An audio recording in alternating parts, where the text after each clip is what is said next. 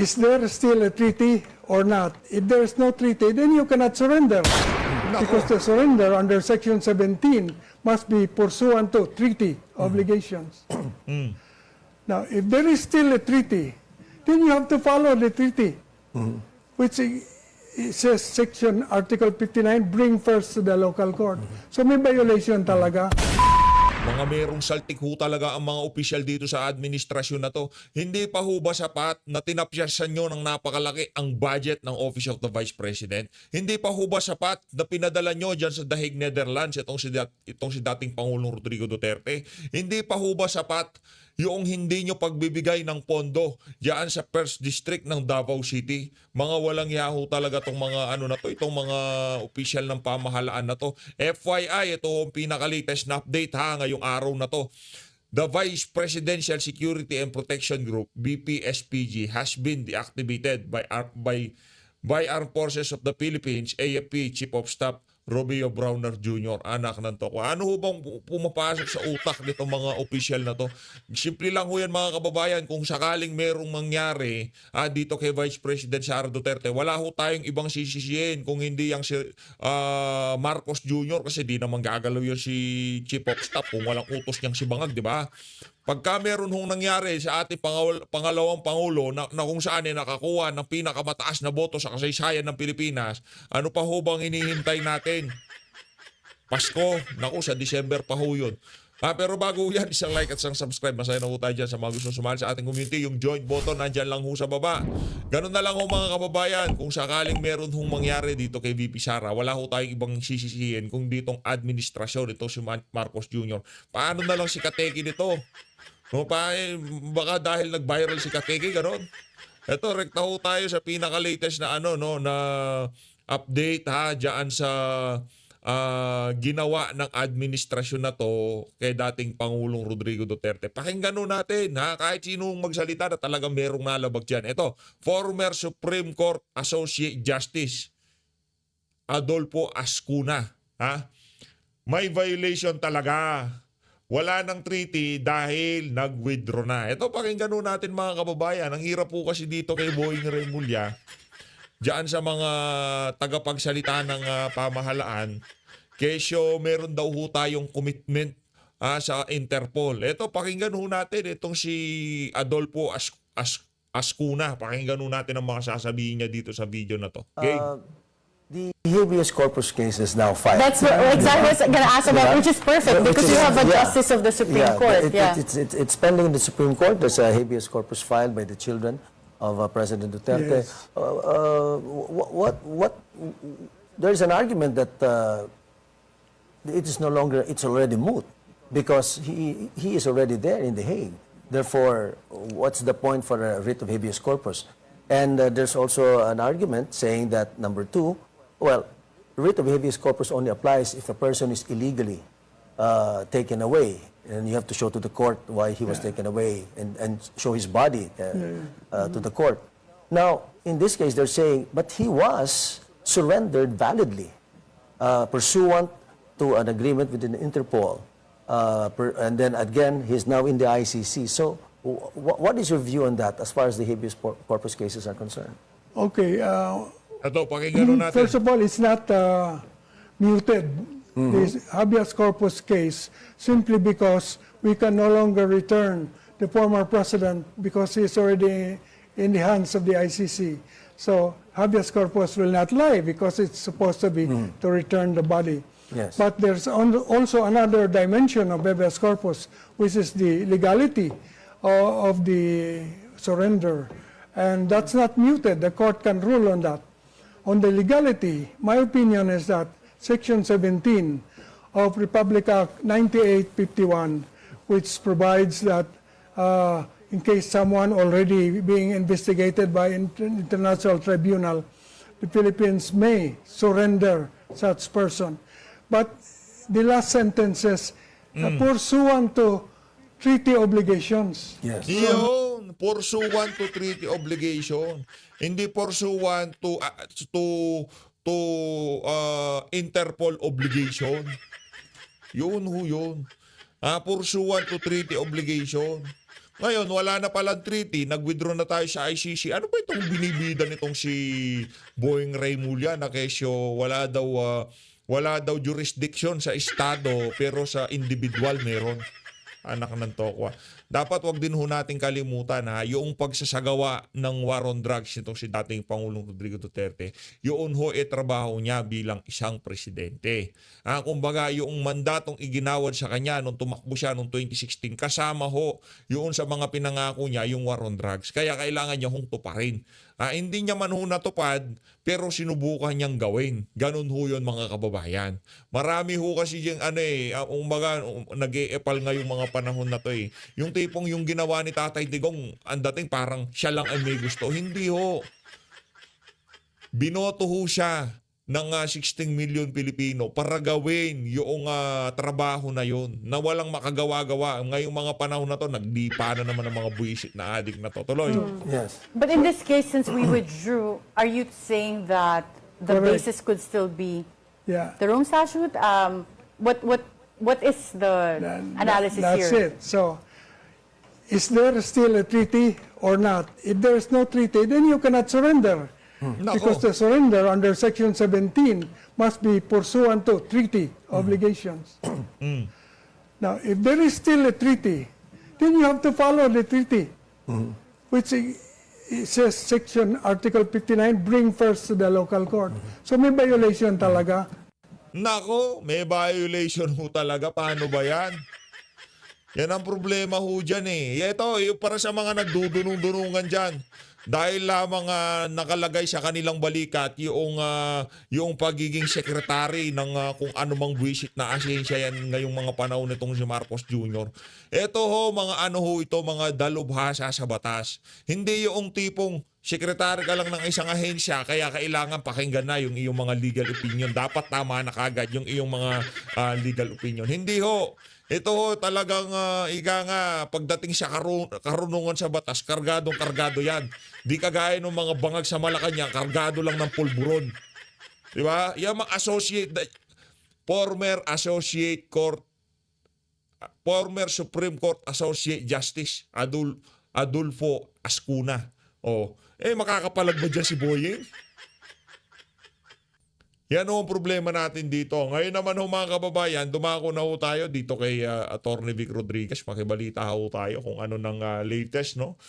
Dito kay Attorney Vic, no? Diyan sa nangyayari ngayon sa Senado, diyan nangyayari sa House of Representatives, dito sa mga kandidato ni Tatay Digong, ang Duterte, o Duterte 9 kung tawagin. Meron hong napasamang isa, itong si Doc Mata, kaya yun, nandun na nga naman, sinama na, kaya Duterte na ho ngayon. Pakinggan natin itong mga kababayan. Po, malapit na, wag po natin pababayaan ang Duterte 9 sa Senado. Duterte 9, sakto pa si ito. Ito po yung Duterte approved, Duterte endorsed at Duterte certified senatorial candidates. Siyempre po, ang aking numero, number 5656 sa balota, Attorney Vic Rodriguez, Senador po ninyo. Mahalaga na tulungan po natin yung buong Duterte 9 candidates. Sapagkat alam naman po natin na kung ano ang nakataya dito sa nalalapit na midterm election. Hindi po, alam ko nga, hindi po lingid sa inyong kaalaman na kung paano patuloy na linalapastangan ng ating sangyang batas. Nandyan po yung pagpasa nung napakasagwa, napakasama at napakakurap na 2025 national budget. Hindi po natigil dyan. Nandyan din yung patuloy na pagbabanta na busalan. Ang lahat ng nagpapahayag ng kanilang saluobin at damdamin sa maling direksyon ng ating gobyerno, sa maling direksyon ng ating pamahalaan, malinaw na paglabag sa ating Bill of Rights, Article 3, Section 4. At ganoon din, huwag nating kalilimutan kung paano sinalbahin ni Napastahan ang karapatan ni Pangulong Rodrigo Roa Duterte. Hindi siya pinagbigyan. Yan ho ang lagi nating yung wag kalimutan ng ating mga kababayan. Yung ginawang pagsalbahe dito kay dating Pangulong Rodrigo Duterte. Yung pagtanggal sa confidential fund, nandun na yun. Yung pag-uusap dyan sa impeachment ni BP Sara, kailangan manalo ng mga kandidato natin para mapigilan yung mga kabuktutan ng administrasyon na yan. Teka lang mga kababayan, ito kakapasok lang ho nito, mainit-init pa ho ito. Ika nga, mainit-init pa. Ito kakapasok lang ho nito mga kababayan. Ito yung pinaka-latest na lumabas na survey. Nakita ho natin sa post itong si Senator Christopher Bongo. Sino ho bang mga nandito sa listahan na to? Talaga naman napakaganda ho ng mga naglalabasang survey ngayon kasi yung mga kandidato ho natin talagang umaalagwa. Una na ho itong si Senator Christopher Bongo. Nasaan na yung si Tulfo? Ano nangyari dito kay Erwin Tulfo? Trapo ka kasi. Tapos sa mga kandidato natin, nangunguna itong si Senator Christopher Bongo, itong Tulfo Erwin, Tulfo Bitag Ben, tsaka itong si Soto. Naku, trapo din ho yung mga, walang kwenta yung mga yan. Tapos sinundan ho siya nitong si Senator Bato de la Rosa, yung number 5. Tapos yung si Pia Cayetano, yung si Bong Revilla, huwag mo iboto yan. Isa sa mga yan, ika nga salot sa gobyerno. No? Wala ko tayong mapapala dyan sa tao na yan. Revilla eto yung nagbudots lang nanalo.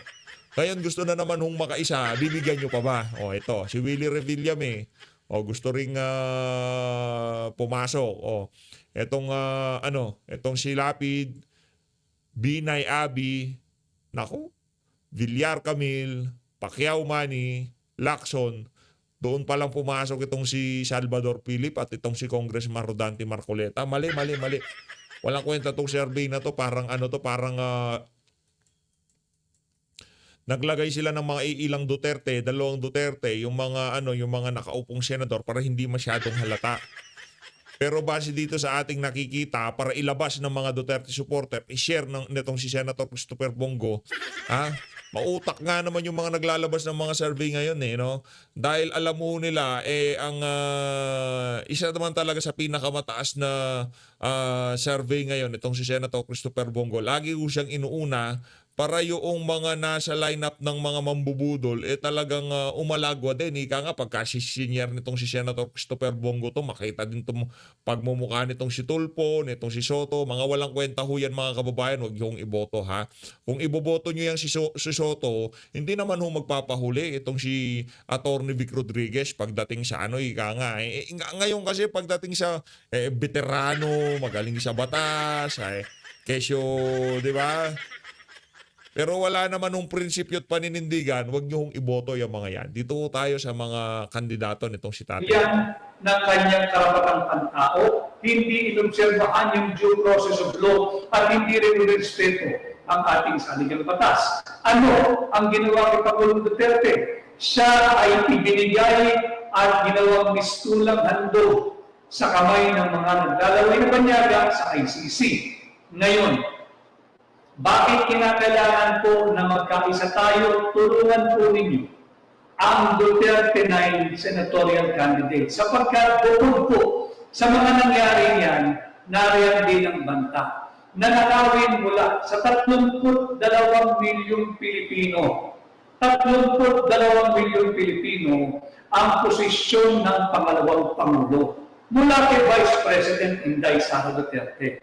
Nariyan nakabimbing po sa Senado yung huwag at illegal invalid na impeachment complaint laban kay Vice President Inday Sara Duterte. Kaya kinakailangan po natin ng numero sa Senado, tulungan po ninyo yung tinatawag nating Team Suka. Tandaan mo natin, yung Team Suka, ang suka po, ang kalaban ng mga tanso. Ang suka po ang kalaban ng Philippine dito at ang suka po ang patuloy na lalaban at tutugis sa mga nambubudol patuloy sa ating mga Pilipino. At ito nga po ang ating grupo. Huwag po ninyong kalilimutan. Iboto ang Team Duterte ngayong May 12, 2025. Ito po ang ating lineup. Huwag po ninyong kalilimutan. Yung mga para may gabay po kayo, screenshot nyo na po at alam naman ninyo, limitado po yung ating finances sa kampanya, lahat po kami, sapagkat tayo naman po, ako, independent candidate, elected ng PDP, itong Partido Demokratiko ng Pilipinas, at ang Pilipinas Duterte pa rin ang Team Suka. So huwag po natin kalilimutan ito, andito po yung mga numero. Number 22, ibalik po natin. Sa Senado, kinakailangan natin ito. Senador Bato de la Rosa. At number 28, huwag po natin kalilimutan, ibalik natin sa Senado, Senador Bongo. At ang aking mga kasama, number 38, si Senador Dante Marcoleta.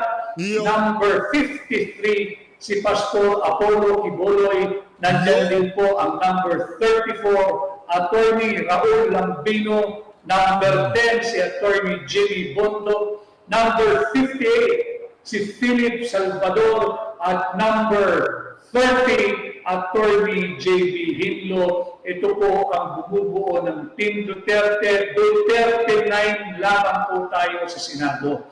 Huwag po nating kalilimutan ang buong Team Suka. Muli, aking pong paalala naman, yung pong mga pumirma doon sa pending impeachment complaint, sa invalid na impeachment complaint, laban kay Vice President Inday Sara Duterte. Ako'y patuloy na nananawagan sa lahat ng Pilipino, sa lahat ng Pilipino saan ang pagpapanig ng Pilipinas, Luzon, Visayas, Mindanao, sa lahat ng Pilipino sa anong panig ng mundo. Sisantihin na po natin lahat ng pumirma sumuporta sa invalid, unlawful at unconstitutional impeachment complaint na inihangin sa Senado laban kay Vice President Inday Sara Duterte. Protektahan natin yung sagradong mandato, yung sagradong tiwalang mandato na ipinagkaloob ng 32 milyong Pilipino kay Inday Sara Duterte noong 2022. Kaya siya ngayon ang ating pangalawang Pangulo. Kahapon po'y nagdiskurso tayo, yung maling prioridad ng ating pamahalaan, yung maling prioridad ng gobyerno. Saan ka nakakita, lubog na tayo sa utang, bibili pa ng 5.58 billion US dollars na fighter jets. 2 po daw yung panukala ng mga Amerikano. Bumili daw po tayo sa kanila ng F-16 fighter jets. Wala na nga rin pera ang Pilipino eh. Hindi nga po natin mapakain ng murang bigas yung ating mga kababayan. Bubuyuin pa tayo. Itong matagal na nating aliadong Amerikano na bumili ng gamit pandigma. Saan natin gagamitin ito? Pakainin muna natin ang ating mga nagugutom na kababayan. Pakainin muna natin ang murang bigas, murang gulay, murang isda, murang pangunahing bilihin ang higit na marami nating kababayan bago tayo bumili ng mga armas sa pandigma na tumitigil ng buhay. Ang dapat pag-aksayahan ng administrasyon ni Bongbong Marcos ay how to address yung issue ng food insecurity. Kailangan magkaroon tayo unang-una ng food security.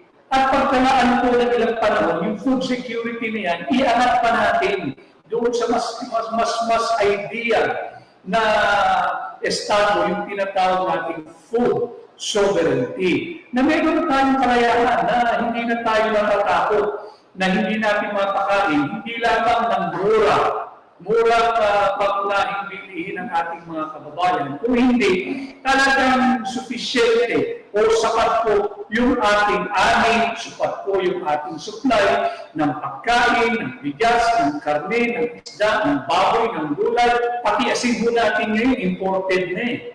Saan ka nakakita? Hindi lamang po yung bigas ang imported, pati asin imported. Ang sibuyas imported, ang galunggong imported, at ang pinakamalaking anomalya at kalokohan, pati po ang korteng lilitis kay Pangulong Duterte, imported na rin. Pati po yung mga magistrado na siyang magbibigay ng ato kay Pangulong Duterte, imported na rin. Pati yung taga-usig na siya po mag-uusig o yung prosecutor na siyang hahakol doon sa imaginary cases na isinimpa laban kay Pangulong Duterte, imported na rin. Eh bakit? Wala na ba tayong bukas na korte? Wala na ba tayong magagaling? Lahat na lang nga, imported. Naklanto ko. Lahat na lang imported. Pati yung hustisya, kailangan natin dumayo sa ibang bansa para makahanap tayo ng ganon. Pero sa totoo lang mga kababayan, kaya ho natin lahat gawin yan dito sa ating bansa. Lahat ho kaya natin gawin yan dito sa Pilipinas. Pero hindi gagawin dahil nga, ako, buwisit ako dun sa sagot nitong si Marcos Jr. Glad, ano sabi niya? Meron siya sinabi dito kay BP Sara eh.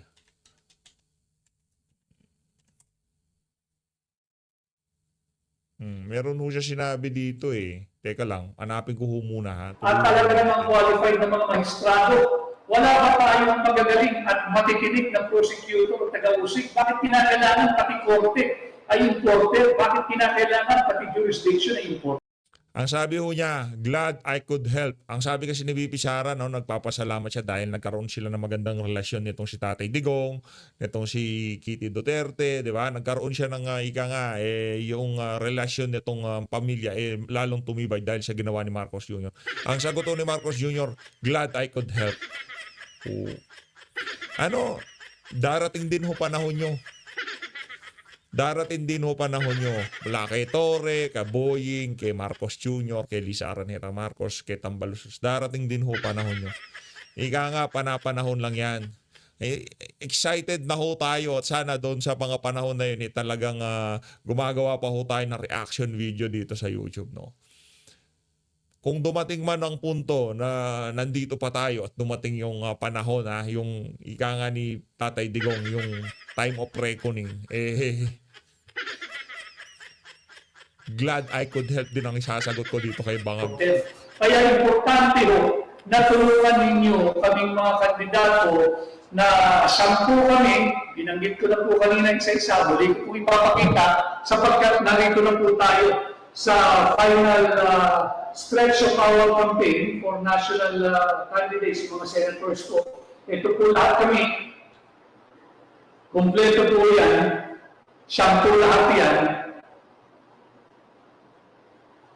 Kita ba si Ipe? Yan, kita lahat.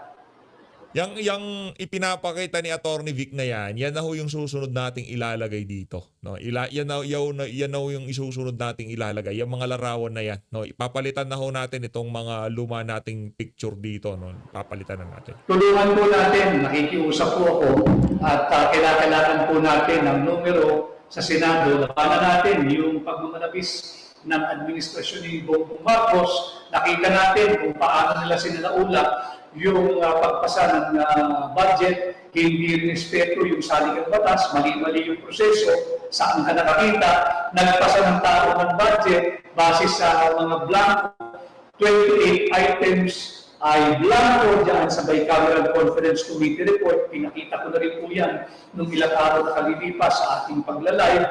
Nakita rin ng higit na nakararaming Pilipino, milyon-milyon po tayo nakasaksi kung paano dinukot at ipinamigay ang pagkatato at independence ni Pangulong Rodrigo Roa Duterte kapag sa kanyang kalooban without his consent and against his will sa kamay ng naglalaway na banyagang maestrado at taga-usig at jurisdiction dyan sa ICC.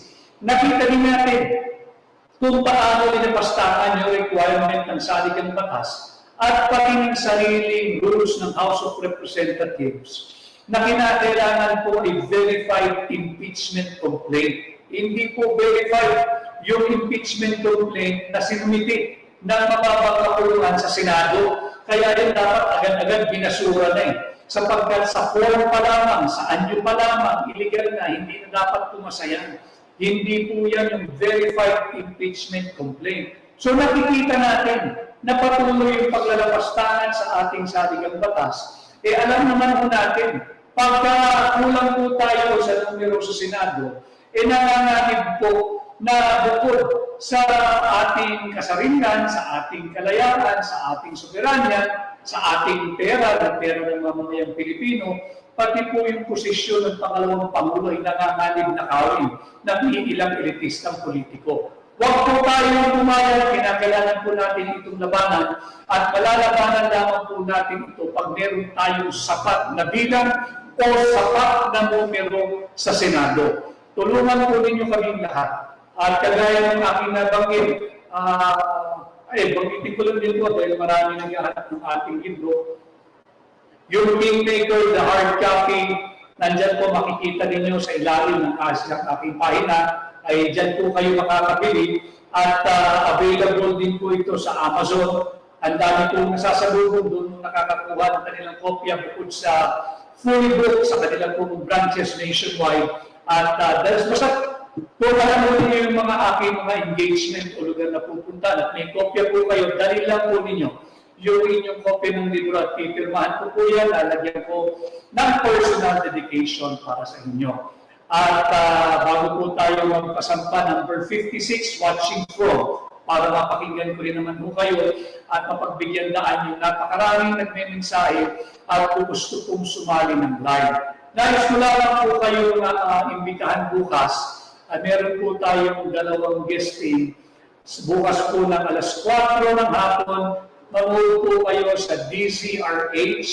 Live po ito sa programa ni Chairman Ricky Alegre kasama ang laging ma-beauty na si Miss Cory Quirino at si Emer De Generous Gingon. Bukas po yan, 4 p.m. tayo po ay mag-guest sa kanilang programa nationwide. At kasunod po niya, meron din po, pakiabangan po ninyo, alas 7 po ng gabi, bukas din sa Net 25 naman sa kanilang programa, special election program, yung 25 tanong ng bayan sa Net 25 po yan bukas. So bukas po ng alas 4 nationwide sa DZRH. Panoorin po ninyo, ako po yung mag-guest dyan sa programa po ni Chairman Ricky Alegre, ni Miss Cory Quirino at ni Emer De Generous Gingon. Panoorin po ninyo 4 o'clock po ng hapon at pagdating po ng alas 7 ng gabi bukas, lumipat naman po tayo sa Net 25. Suportahan po ninyo yung aking paglabas sa Net 25 bukas sa kanilang programa o yung tanong ng bayan. At meron din po tayo gaganapin na nationwide din. Rally bukas dyan po sa Magalang, Pampanga. Hometown po ng aking mga magulang din ang Magalang, Pampanga. Ang aking pong mga angkan, ang mga Dairit, ang mga Dizon, ang mga Feliciano ng Magalang, Pampanga. Dahil po ang buong grupo ng ating Duterte 9 sa Senado candidate sa Magalang, Pampanga. Yan po ay live nationwide sa tulong po ng KOJC. Kaya maraming salamat sa number 53, Pastor Apollo Kibuloy sa Senado. So magpasampa po tayo ng ating mga bisita na live. Basta number 56, Watching From. Send the request to join live. Magpahatid po kayo ng inyong request na kayo po ay... Thank you DJ for joining. Sa Iwapiken din, di ba yung gaganaping pagtitipon? Yes po. Ako po yung nag-organize ako. Oh, thank you. Ng event. Thank you. Kamusta ka dyan? Yes po. Okay naman po. Natanggap ko na po yung mga pinadala ni Miss Bunny, yung mga banners, yung mga everything na i-display dun sa event. And thank you so much po, Miss Bunny. Maraming salamat. And thank you also kay Bunny, aking kaibigan. Matagal ko ng kaibigan yan, si Miss Bunny. Yes, DJ, anong mensahe mo sa kapwa nating Pilipino o OFW, Filipino migrant sa anumang panig ng mundo? Actually, attorney, medyo nangamangkam pa. Meron akong sa voting dito sa Japan. Pero ganun din sa ibang bansa. Kasi yung iba, hindi sila reiki. Hindi sila masyadong reiki na ako din nga po medyo nalilito pa rin. Pero meron kasing enrollment, mag-i-enroll po para makaboto online. Tapos yun sa pagka nag-enroll ka, magkakaroon siya ng trial voting doon sa sa online po, yung doon sa loob ng enrollment process. Ngayon, pag magboboto po, merong time, attorney. Meron siyang time limit. So, nakakalito, parang magugulat ka talaga. Ako nagulat. Ay, sabi, ano nangyari? Parang matataranta ka talaga. So, yung pong mga bumoto online, sana ang ipapayo po, isulat rin na po yung mga pangalan, yung ating PDP Laban Straight na mga pangalan, pati yung number nila. Then, tsaka po kayo pumasok doon sa online portal kung saan po kayo bumoto. Tama yan. Tama yan, Ay. Para huwag kayo malito. Tama. Maraming salamat sa iyong paalala dahil mauunang boboto kayong mga Filipino migrants and overseas Yes. Filipino workers. Kunin niyo sana ito, kung pagkakataon ito pwede niyo screenshot para hindi kayo ma-pressure pagdating ng halalan dyan sa overseas. Pag-screenshot ito na ang inyong maging gabay para nandito na po lahat ng mga at ito po yung Duterte 9 sa Senado. Paki-picture nyo na lang o screenshot ninyo. Ang salamat sa paalala mo, DJ, ay sana ay maipaalala mo rin pagdating sa inyong gaganaping malaya at payapang pagtitipon-tipon dyan sa Japan. Ito ating Duterte 9, Duterte approved, endorsed, and certified candidates. Ano? Yes po. May question lang ako, attorney. Kasi marami din po nagtatanong sa akin. Di ba po 12 ang senators na dapat iboto? Or okay na yung 9 lang? Valid pa rin po ba yun kahit 9 lang ang iboto na? Valid po yung 9. Valid po yung 9. Valid po yun kahit 9 lang. Oo, 9 lang. Dito lang tayo sa Duterte approved, endorsed, and certified candidates. Yung Duterte 9 sa Senado. Pakitulungan po ninyo, we must have the numbers in the Senate. Meron pong higit na lakas kapag meron tayong numero sa Senado nang sa ganun mapigilan natin ang patuloy na pagmamalabis ng kasalukuyang administrasyon at meron tumindig at higit na lalaman para sa kapakanan at karapatan ng Pilipino. DJ, maraming salamat. Ayun na nga mga kababayan, dito na natatapusin ang ating reaction video. Maraming salamat sa pag-support sa PH Update. Mag-ingat po kayo lahat. Mahal natin na Pilipinas.